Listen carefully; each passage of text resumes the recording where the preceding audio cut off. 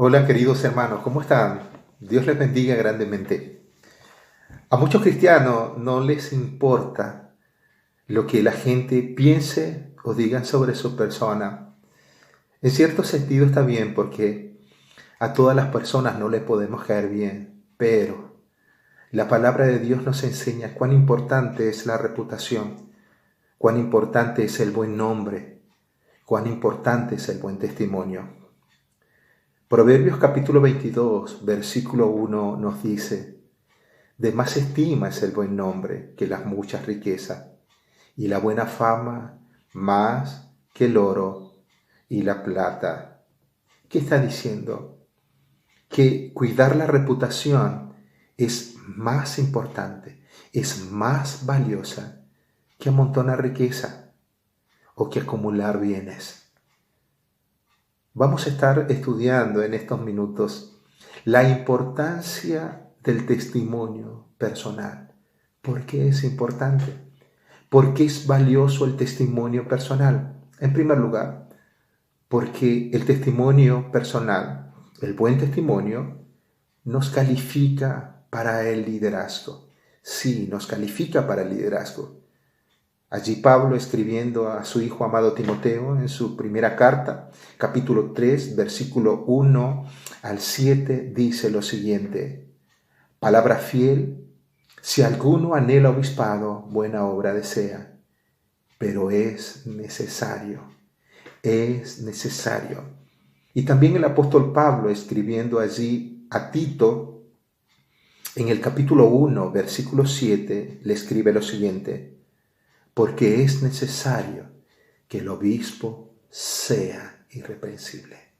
Es un requisito esencial para el liderazgo en la iglesia. Y va a comenzar con la palabra irreprensible, porque de esa palabra irreprensible se desprenden las demás cualidades o las demás características del hombre y la mujer también, para ejercer un liderazgo en la iglesia. Irreprensible, intachable, íntegro, alguien que no dé pie para la censura, alguien que no ha dado motivo donde las personas se agarren para poder acusarle. El problema, ¿sabes qué es, amados hermanos? Es que nosotros valoramos primero la competencia y vamos dejando a un lado el carácter.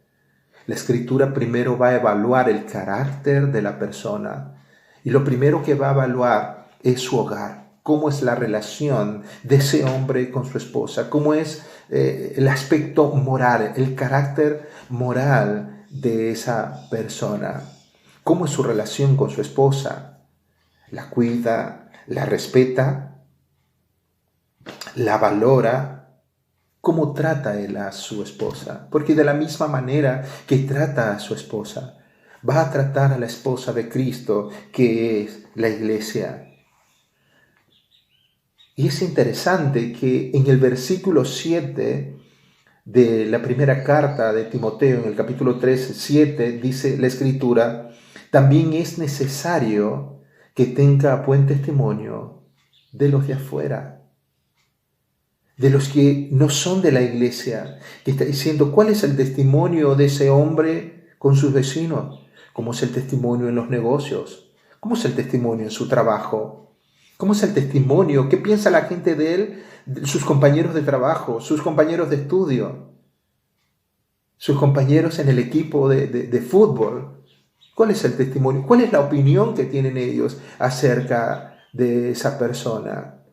Porque a veces vamos buscando el testimonio, es importante el testimonio que tenga dentro de la iglesia, pero aquí la Escritura nos dice que debemos evaluar también. Dice que es necesario que tenga buen testimonio de los de afuera. ¿Para qué? Para que no caiga en descrédito y lazo del diablo. Entonces es importante el testimonio personal. Primera Timoteo capítulo 4, versículo 14, también dice la Escritura: es ejemplo de los creyentes, y nos dice en qué debemos de ser ejemplo: en palabra, en lo que hablamos, en lo que decimos, en la forma en que decimos las cosas, en conducta, cómo nos conducimos, en amor, en espíritu, la forma en cómo hacemos las cosas, fe, y pureza. Sé ejemplo de los creyentes.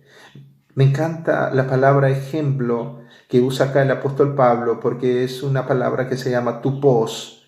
Es una palabra que significa o que denota golpe, impresión o un sello de impresión. ¿Qué está diciendo? Que nuestro buen testimonio puede causar una buena impresión en la vida de las personas. Podemos dejar una buena marca en la vida de las personas. Pero también con nuestro mal testimonio podemos causar una mala impresión en la vida de las personas o podemos causar tristeza, podemos causar daño, podemos destruir a veces marcas que son imborrables. Por eso es importante el buen testimonio, por eso es importante el ejemplo. Platón una vez dijo cuando fue acusado deshonrosamente por su conducta deshonrosa, dijo: viviremos de tal manera que todas puedan ver que la acusación que se nos ha hecho es falsa. Viviremos de tal forma que la acusación que han hecho demostremos que es falsa.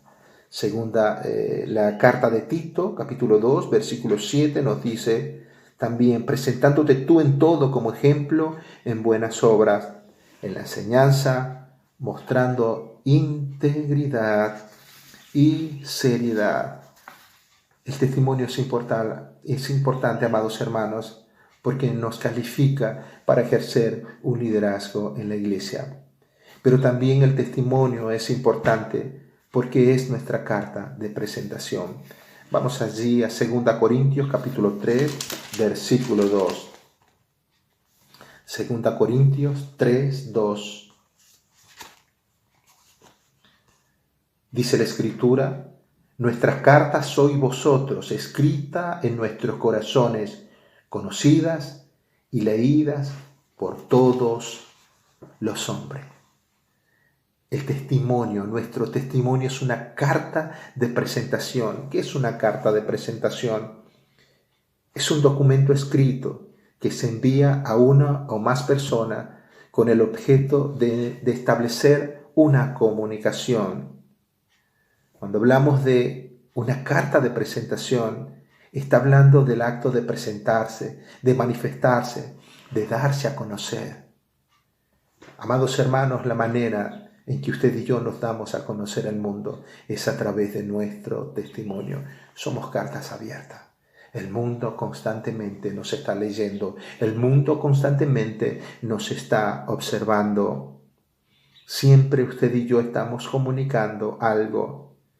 El lenguaje verbal en la comunicación representa el 20% de lo que usted y yo comunicamos. El resto, el 80%, lo comunicamos sin la palabra. Interesante, ¿no? Esta investigación.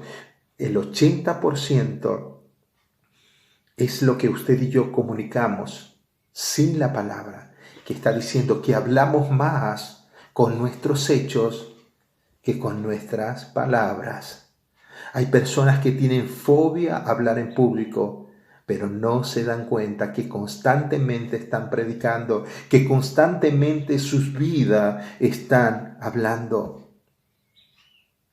Recuerden lo que siempre una y otra vez repetimos: nuestras vidas hablan más que lo que decimos. Nuestras vidas hablan 24 horas al día. Con frecuencia, el mensaje más poderoso y más persuasivo es el que usted y yo compartimos sin la palabra. Amados hermanos, nuestro testimonio personal es un mensaje poderoso. Fíjense lo que dice Apocalipsis capítulo 12, versículo 11. Y ellos le han vencido por medio de la sangre del Cordero y la palabra del testimonio de ellos. Y está hablando acá del vencer ante el enemigo, ante nuestro adversario. Y el testimonio personal es un mensaje poderoso. ¿Para qué? Para vencer al enemigo.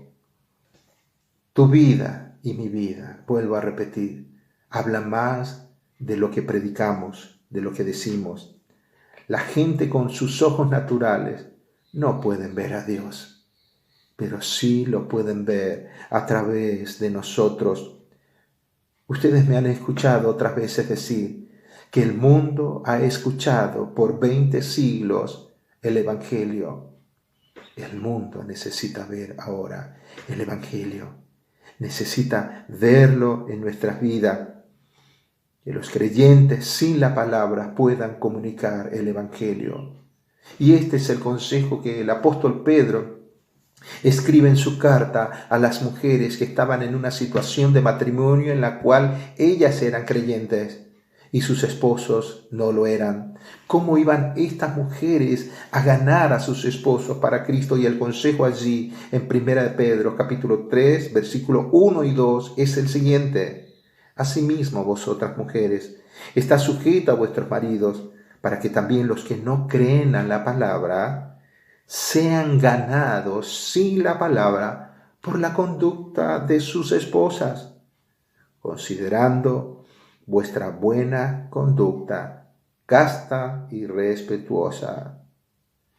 Cuando usted y yo decimos que somos cristianos, es porque estamos viviendo como nuestro Maestro, es porque estamos viviendo como Cristo.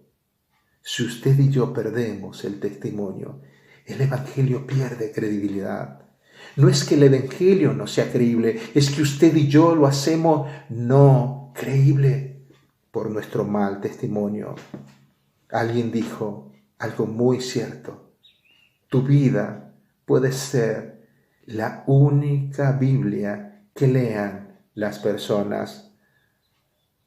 El testimonio personal es nuestra carta de presentación. Es el mensaje que enviamos a través de nuestras vidas al mundo que no conoce de Dios. Pero también a través del testimonio personal, un buen testimonio, glorificamos a Cristo. Vamos allí a Mateo capítulo 5, versículos 14 y 16. Mateo capítulo 5, versículos 14 y 16.